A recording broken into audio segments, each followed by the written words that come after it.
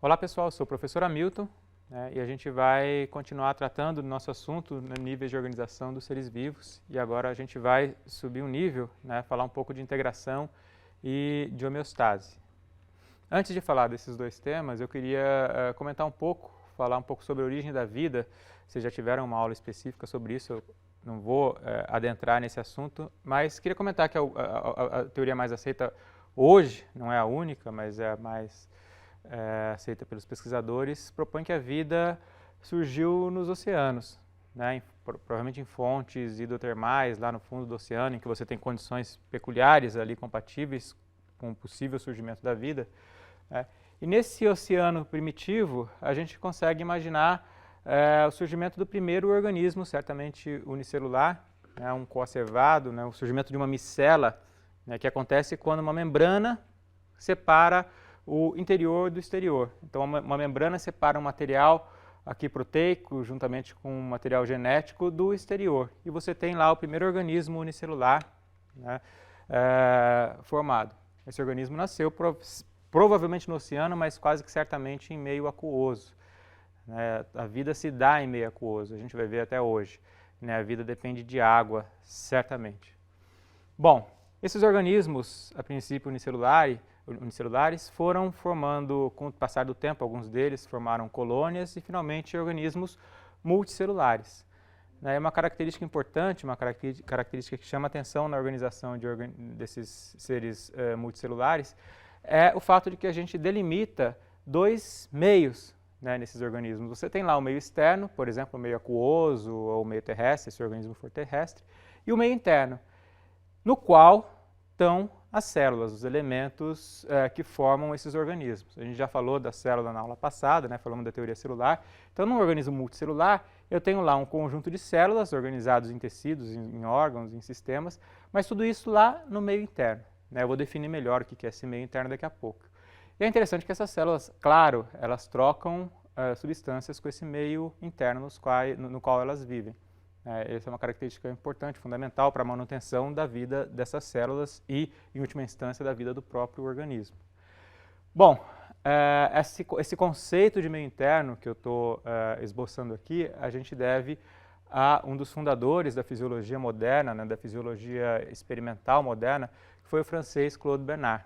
Claude Bernard é uma figura central na fisiologia, porque propôs vários conceitos importantes, principalmente do meio interno. Eu vou ler com vocês um trecho da obra dele em que ele menciona de maneira clara essa ideia dele. Então, Bernard falando: creio ter sido o primeiro a insistir nessa ideia de que, para o animal, há realmente dois meios. Um meio externo, no qual está colocado o organismo, e um meio interno, no qual vivem os elementos dos tecidos. Ele está falando das células recém-descobertas, entre aspas, recém-propostas. A existência do ser se dá não no meio externo, o ar atmosférico para o ser aéreo, o H doce ou salgada para os animais aquáticos, mas a existência se dá no meio líquido interno, formado pelos líquidos orgânicos, pelo líquido orgânico circundante, o circulante, que envolve e banha todos os tecidos, todos os elementos anatômicos dos tecidos, ou seja, as células. Ele está dizendo que a vida dos organismos ela se dá no meio interno. Aí a gente vai ver depois que a gente pode estender essa ideia. A partir dessa ideia, a gente chega num conceito ainda mais importante, que é o conceito de homeostase. Vamos ver adiante. Ou seja, o Claude Bernard está dizendo que, ao estudar um organismo, é importante a gente olhar para esse meio interno, que é um meio aquoso. É como se a gente levasse dentro da gente aquele oceano primitivo no qual a vida surgiu. Se a gente olhar para o corpo humano, por exemplo, a gente vê que de 60% a 70% dele é composto de água, é o elemento mais abundante do corpo humano. É claro que isso varia em função do sexo, em função da idade, a gente vai perdendo água à medida que a gente envelhece, em função da quantidade de gordura que a gente tem, mas em média a gente pode colocar aí 60% a 70% de água, é bastante. E a gente pode dividir essa água essa água que tem no nosso organismo em alguns compartimentos, que do ponto de vista fisiológico essa divisão é bastante importante e bastante didática também. Então essa figura aqui do lado direito, ela mostra quais são os três principais compartimentos aquosos do organismo. Então a gente tem lá as células, isso aqui é um pedacinho de um tecido qualquer, não importa qual tecido é esse. mas eu tenho lá algumas células, né, e o compartimento que essas células formam é o compartimento intracelular, ou líquido intracelular. Esse líquido aqui seria líquido intracelular. É a soma dos líquidos de todas as células que compõem o nosso organismo. Né. O segundo compartimento é o líquido que banha essas células, o líquido no qual essa célula está inserido, ou seja, o líquido extracelular. Ou, um outro nome que a gente dá para isso é interstício. Né. É esse interstício, esse líquido extracelular, que o Claude Bernard chama de meio interno. Tá? E, finalmente, a gente tem o plasma, ou seja, a parte líquida do sangue. A gente sabe que todos os tecidos do nosso organismo, eles são percorridos por capilares sanguíneos, pequenos vasos microscópicos ali que levam nutrientes, oxigênio, enfim, recolhem metabólitos, né, produtos do metabolismo. Então, a gente tem o terceiro compartimento, seria a parte líquida do sangue, o plasma. E com isso a gente forma esses três compartimentos que compõem, que contêm a maior parte dos líquidos, ou quase todo o líquido que compõe o nosso organismo. Aqui está uma figura mostrando isso. Então, pensando, por exemplo, um homem de 70 quilos, no qual 60% é água, né, 42 litros, ele possuiria 42 litros de água. Desses 42 litros, 60% por sua vez estariam dentro do compartimento intracelular, ou seja, 25 litros de água no interior das células. 14 litros, 33% mais ou menos, claro, isso é uma estimativa, mas só para a gente ter ideia da ordem de grandeza, 14 litros no interstício, ou seja, no meio interno, e 3 litros no plasma. Nota que a gente tem uma divisão aqui entre intracelular, tudo que está dentro das células, e extracelular, tudo que está fora das células, interstício ou plasma. Tudo bem? Bom, é claro que existe muita troca entre esses compartimentos, e isso é importante, é fundamental, que haja troca entre os capilares e o interstício, entre o interstício e a célula.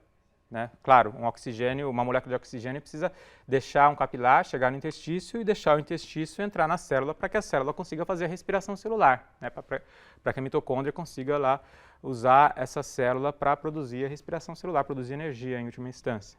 Estou dando um exemplo aqui, mas enfim, qualquer substância precisa transitar entre esses três compartimentos. Embora esse trânsito de substâncias não seja total, ou seja, existe diferença entre a composição química desses três compartimentos. Essa figura está mostrando ali do lado direito a diferença na composição entre o líquido intracelular e o líquido extracelular. No que tange a alguns íons, então a concentração iônica intra- e extracelular é muito diferente. Eu tenho, por exemplo, muito sódio fora, pouco sódio dentro da célula. Muito potássio dentro da célula, pouco potássio fora da célula. Muito cálcio fora da célula, pouco cálcio dentro da célula. E assim por diante. Existe uma diferença importante entre a composição química desses dois compartimentos intra- e extracelular. Por que eu estou comentando isso? Porque essas diferenças são fundamentais para a manutenção da vida. Elas são fundamentais para que a célula se mantenha viva, em última instância, para que nós suportemos a vida. Tudo bem? Para que nós nos mantenhamos vivos. Bom, aqui então essa tabela é um pouco difícil de ler, mas ela mostra para a gente, ela lembra a gente que existem uma faixa, que a gente chama de faixa fisiológica, em que a concentração dessas substâncias precisa ser mantida para que haja compatibilidade com a vida. Então, por exemplo, oxigênio, pressão parcial de oxigênio ou concentração de oxigênio, ela precisa ser mantida entre 35 e 45 milímetros de mercúrio, em torno de 40 milímetros de mercúrio. Essa é a pressão compatível com a vida da célula. São limites que não são letais para a célula. Mesma coisa com dióxido de carbono, com sódio, potássio, cálcio, com glicose, com a temperatura. Então, a temperatura do meio interno ela varia em torno de 37 graus Celsius. Vocês sabem disso. A gente consegue viver, a vida celular é compatível com uma temperatura menor que essa? É. Compatível com uma temperatura maior que essa? Também é. Mas não pode ser muito maior ou muito menor. Existem limites aí que são os limites fisiológicos que são compatíveis com a vida da célula. A célula é uma estrutura delicada. Ela morre se a temperatura não estiver dentro desses limites, se o pH não estiver dentro desses limites, se a pressão osmótica não estiver dentro desses limites, se a concentração de vários íons não estiverem dentro desses limites. Tudo bem? Bom, o desafio para o organismo, então, é criar mecanismos, né, para a manutenção da estabilidade desse meio interno. Né, estabilidade compatível com a vida celular, como eu acabei de dizer. Né. O primeiro cientista, ou um dos primeiros a insistir nessa ideia de manutenção da estabilidade do meio interno foi, de novo, o Claude Bernard, né, o francês Claude Bernard. Vamos ler de novo o que ele escreveu. Né. A fixidez do meio interno é a condição de vida livre, independente. O mecanismo que a possibilita é aquele que assegura no meio interno a manutenção de todas as condições necessárias para a vida dos elementos, ou seja, para as células. Né. Eu quero chamar atenção para essa primeira frase, para esse primeiro pedaço aqui. Né. A fixidez do meio interno é a condição de vida livre, independente. O que Claude Bernard quer dizer com vida livre, com vida independente? Ele quer dizer que os mecanismos fisiológicos que garantem a fixidez ou a estabilidade do meio interno garantem uma vida para o organismo que independe das condições do meio externo. Ou seja, pode estar frio, pode estar calor, pode estar nevando, ou pode estar um verão escaldante lá fora. A minha temperatura, o meu meio interno vai estar sempre a 37 graus ou próximo disso. Né? Eu posso ter comido muito, ou posso estar alguns dias sem comer. A minha glicemia vai estar, claro, ela vai mudar, ela vai variar, mas sempre dentro de fatores fisiológicos. Então, esses mecanismos fisiológicos que mantêm o meio interno fixo, estável, eles garantem uma independência, né, uma liberdade em relação ao meio externo. Né, e é isso que a nossa fisiologia, dessa maneira que a nossa fisiologia trabalha, e por isso que o Claude Bernard está insistindo nisso.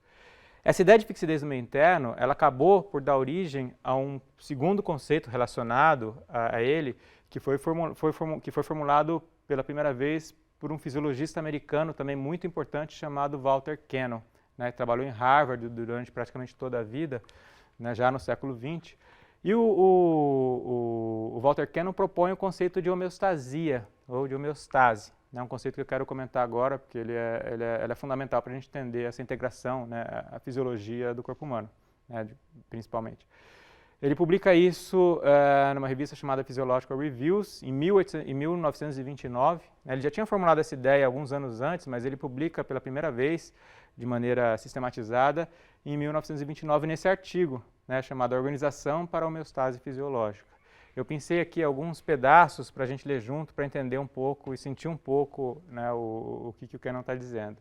Ele diz o seguinte: os biólogos há muito tempo se impressionam com a capacidade dos seres vivos para manter a sua própria estabilidade. Está lembrando lá o Claude Bernard. Ele cita o Claude Bernard várias vezes, inclusive, ao longo do artigo. As reações fisiológicas coordenadas que mantêm a maior parte dos estados estáveis no corpo são tão complexas e são tão peculiares ao organismo vivo que foi sugerido ser empregada uma designação específica para esses estados, homeostase.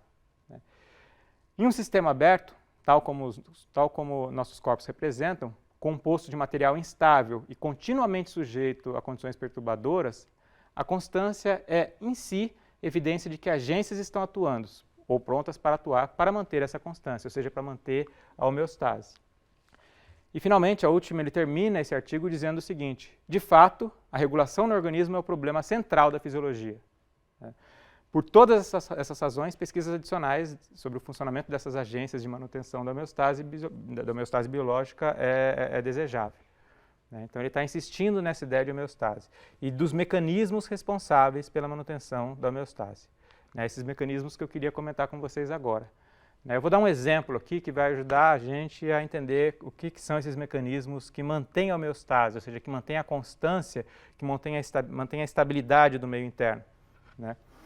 Imagina que a gente está num estúdio como esse, vou pegar um exemplo mais próximo aqui, a gente está num estúdio e a gente quer que, por algum motivo, a temperatura desse estúdio fique sempre a 24 graus. Não varie nem muito para cima, nem muito para baixo. Uma temperatura que seja compatível com a gravação dessa aula. Existe um ar-condicionado responsável por isso, um sistema mecânico, e esse ar você ajusta lá, todo mundo já fez isso, eu já vi alguém fazer isso, ajusto lá a 24 graus. O que esse ar-condicionado vai fazer? Se essa temperatura diminuir um pouco, para começar a diminuir para baixo de 24 graus, o ar vai, se ele tiver um sistema de aquecimento, ele vai ligar esse sistema de aquecimento, e esse sistema de aquecimento vai aumentar a temperatura de novo para 24 graus. Imagina um dia frio. É incomum isso aqui no Brasil, mas vocês conseguem imaginar. Ou, por outro lado, se a temperatura aumenta para cima de 24 graus, O que o ar-condicionado vai fazer? Ele vai detectar esse aumento, né, se ele tiver um termostato para isso, e vai ligar, vai começar a refrigerar de maneira que a temperatura volte a 24 graus. Ou seja, ele tem um ponto de ajuste, ele tem um set point ali, e ele foi desenhado para manter a temperatura do ambiente sempre nesse set point, sempre nesse ponto de ajuste. Né? Ou seja, ele está mantendo o meio interno desse estúdio, eu estou pensando que agora esse estúdio é um meio interno, sempre a 24 graus, que é a temperatura desejada. Tudo bem? Esse mecanismo em que se uma variável aumenta, algumas ações são desencadeadas para que ela diminui, ou se ela diminui, algumas ações são desencadeadas para que ela aumente, a gente chama de mecanismo de retroalimentação negativa, ou de feedback negativo. Né? Vamos olhar como é que isso funciona. Para que ocorra retroalimentação negativa, o que eu preciso? Primeiro eu preciso de um detector, eu preciso de algum sistema que detecte a variável em questão. Por exemplo, no caso do ar-condicionado, eu preciso de um termômetro ali que detecte que a temperatura caiu ou que ela subiu. Essa informação tem que ser levada a um processador, a um centro de integração dessa informação, né? Um comando central ali, aonde está esse ponto de ajuste, esse set point, ou seja, mantenha sempre a 24 graus, no caso desse exemplo do ar-condicionado. E por último, esse centro integrador ele tem que estar conectado a um mecanismo que gera respostas de ajuste, né? No caso do ar, refrigerar, né? Produzir ar frio ou produzir ar quente, dependendo da situação. Tudo bem? Esse esquema geral está presente em vários sistemas do nosso corpo. Né? Eu posso pensar agora, pensando no nosso corpo, é um esquema muito parecido ali, tem lá o estímulo, né? Esse estímulo tem que ser captado por um sensor, por um receptor. Uma via leva essa informação até um centro integrador, muitas vezes o sistema nervoso central, né? Na maioria das vezes. Esse centro integrador tem lá o seu ponto de ajuste que vai gerar uma resposta de saída por uma via eferente, uma via de saída, né, que vai organizar uma resposta. E aí eu tenho uma alça de... Por que alça de retroalimentação? Porque essa resposta vai retroalimentar, vai retroagir de novo no estímulo. Na hora que aquela variável chegar no nível desejado, essa resposta vai deixar de existir. Tudo bem? Daí essa ideia de retroalimentação, de feedback. Por que negativo? Porque se a variável aumenta, a resposta é no sentido dela diminuir. Se a variável diminui, a resposta é no sentido de ela aumentar. Né? Por isso é negativo, e um sistema como esse mantém a variável sempre estável, como a manutenção da temperatura desse estúdio a 24 graus, por exemplo. Né?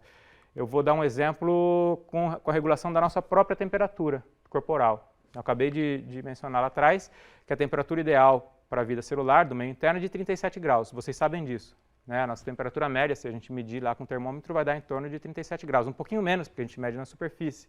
Né? O que acontece se eu estou numa condição de muito frio? Né? Eu saio lá na rua e está quase 0 graus. A gente tem detectores para isso, na pele, né, no hipotálamo, que é o grande centro integrador de controlador de temperatura, e esses receptores vão detectar que está frio, né? Vão detectar que a temperatura do meio interno está diminuindo. O hipotálamo, que é esse centro integrador, né, que tem esse ponto de ajuste, esse set point de 37 graus, o que ele vai fazer? Ele vai comandar agora uma série de respostas ao frio. Né? Quais seriam essas respostas? Então, por exemplo, ele pode aumentar a secreção de hormônios tiroidianos, que aumentam o metabolismo e, consequentemente, aumentam a temperatura basal. Né? Que mais? Ele vai produzir vasoconstrição periférica. Né? Os vasos da pele vão vão diminuir o seu calibre, menos sangue vai passar lá, menos calor vai ser trocado com o ambiente. Isso ajuda a manter a temperatura. Ele vai produzir temor, uma resposta que vai produzir tremor. Por que tremor? Tremor muscular, contração muscular, produz calor, vocês sabem disso. Contração muscular produz calor por aumento de metabolismo. São todas respostas que ajudam ou a conservar a temperatura, evitar perda de calor para o ambiente, mas como produção de calor. Ao contrário, eu vou para um ambiente muito quente, vou lá para o deserto do Saara e está 45 graus. O que vai acontecer? Uma série de respostas vão ser produzidas agora ao calor. Quais seriam essas respostas? Por exemplo, taquipneia, eu vou começar a respirar mais rápido para perder mais calor, de maneira que mais calor seja perdido. Isso vai produzir vasodilatação periférica, ou seja, eu vou trocar mais calor, o sangue vai trocar mais calor ali próximo da pele. Vou suar, vocês sabem disso, quando está calor a gente sua. Ou seja, são todas respostas fisiológicas para a manutenção, que culminam com a manutenção da temperatura sempre a 37 graus. Tudo bem? Outro exemplo é o exemplo da pressão arterial. né? Eu não vou entrar em detalhes aqui, essa figura complexa, mas ela exemplifica esse esquema que eu acabei de apresentar, em que eu tenho um estímulo, um centro integrador e a geração de uma resposta. Por exemplo, se por algum motivo a minha pressão arterial sobe, esse aumento da pressão arterial, que é outra variável importante, controlada de maneira muito de perto pelo sistema nervoso central, né, se a pressão arterial sobe, esse aumento da pressão arterial é detectado por receptores que estão lá em alguns vasos, na carótida, na aorta, em artérias importantes do organismo, né. Essa informação, por meio de neurônios, né, de vias aferentes, chega até um controle de pressão arterial que fica lá no tronco cerebral, numa região conhecida como bulbo, né, denominada bulbo. Lá no bulbo está o centro de controle, principal centro de controle neural da pressão arterial. Então, esse aumento da pressão arterial, essa informação de aumento da pressão arterial chega até o bulbo, e lá no bulbo, uma série de respostas é organizada no sentido de diminuir a pressão arterial. Por exemplo, vasodilatação periférica, diminuição da força e da frequência de contração, tudo isso mediado pelo sistema nervoso autônomo, simpático e parasimpático, isso não interessa agora, mas o fato é que essas respostas, vasodilatação periférica, vasodilatação periférica aumenta o calibre dos vasos, diminui a resistência à passagem do sangue, diminui a pressão. Né? Ou a diminuição da força de contração e da frequência cardíaca diminui o débito cardíaco, diminui a quantidade de sangue que o coração está expulsando, né, por minuto, né? De maneira que também diminui a pressão arterial. Os detalhes disso não interessam, mas, de novo, eu tenho um mecanismo em que o aumento de uma variável desencadeou uma série de respostas cuja finalidade, entre muitas aspas, né, uma série de respostas que termina com a diminuição da pressão arterial, né, nesse sistema de retroalimentação que mantém essa variável, no caso a pressão arterial, sempre estável, sempre num valor estável e compatível com a vida. Tudo bem? Para terminar, pessoal, eu queria só resgatar essa ideia do oceano, né? Eu comentei no começo da aula que a vida surgiu no oceano e que a gente carrega esse oceano hoje dentro da gente. A gente pensar nesse meio interno como um oceano, né? E que tem que se manter sempre plácido, como está aqui, né? Ou seja, ele tem que existir uma constância nas variáveis, nos parâmetros que compõem esse oceano, constância essa compatível com a vida. É claro que esse mar interno ele pode ficar turbulento em alguns momentos, né? Eu posso sofrer estresse ambiental de várias formas, ou mesmo, eu estou, por exemplo, fazendo um exercício físico, todas essas variáveis vão ter que ser alteradas. Esse equilíbrio que eu comentei até agora, eu passei a ideia de que o meu interno tem que ficar constante ou fixo. É claro que essa constância ela é uma constância entre aspas, né? Esse equilíbrio ele é muito dinâmico, ele varia, por exemplo, em função da hora do dia, em função da atividade, da demanda metabólica, né? Se eu estou parado, se eu estou me movendo. Imagina um animal, a demanda metabólica de um animal hibernando é completamente diferente de um animal numa situação de luta, por exemplo. Ou seja, isso varia bastante. O ambiente impõe uma série de condições que pode variar, que pode fazer esse meio interno ter que variar, né? Ao ponto de algumas pessoas até discutirem hoje em dia se o conceito de homeostase não deveria ser substituído por um conceito que levasse em conta essas variações, né? O conceito de reostase ou de alostase surge em algumas como proposta para tentar dar conta dessa variação do meio interno. Mas o importante é pensar pensar no fato de que a vida das células depende de uma certa constância desse oceano interior, desse mar interior que a gente carrega dentro da gente. Tudo bem? E lembrar da importância desses dois, terminar a aula lembrando da importância desses dois grandes fisiologistas que foram as pessoas que ressaltaram, que criaram, que desenvolveram essa ideia. Primeiro o conceito de meio interno, de estabilidade do meio interno, e depois o conceito de homeostase como a ideia que amarra tudo isso que a gente viu hoje. Tudo bem? Então, era isso que eu queria discutir hoje. Obrigado, pessoal.